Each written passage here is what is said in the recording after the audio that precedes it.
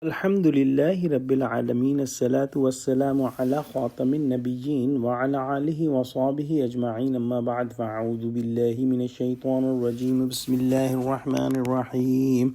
Qala Allahu ta'ala fi Surah Hijr. وكانوا ينحتون من الجبال بيوتا آمنين فأخذتهم الصيحة مصبحين فما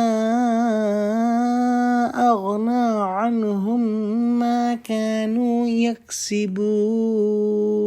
Translation: And they used to carve houses in the mountains to live secured peacefully. Then awful blast seized them by early morning, so nothing availed nor benefited them all what they used to earn.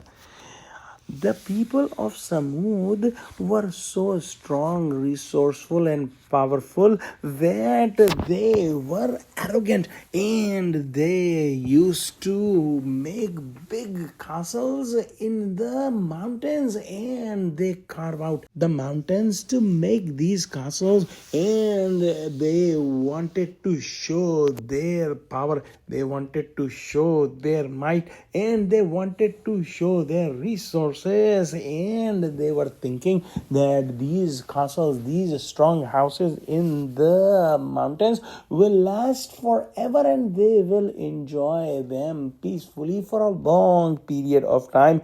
They thought they will never leave these houses, and they were thinking that no calamity could come and destroy these houses.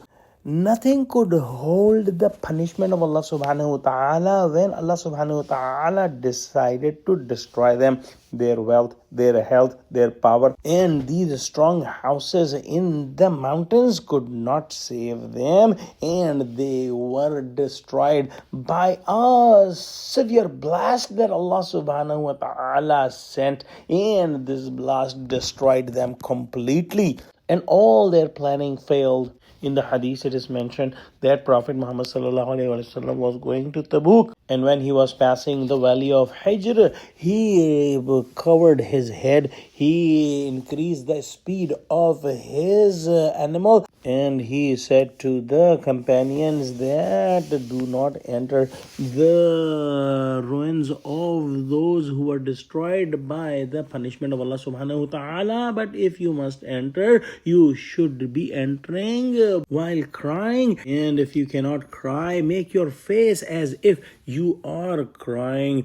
God forbid you may see the same thing as these people saw, and these were the etiquettes of visiting ruins of the nations who were destroyed before, to take lesson and to avoid the mistakes these people did, not for entertainment or not for making fun or having enjoyment. Unfortunately, these days when people go to these ruins, they make it as a picnic, which is not a good attitude.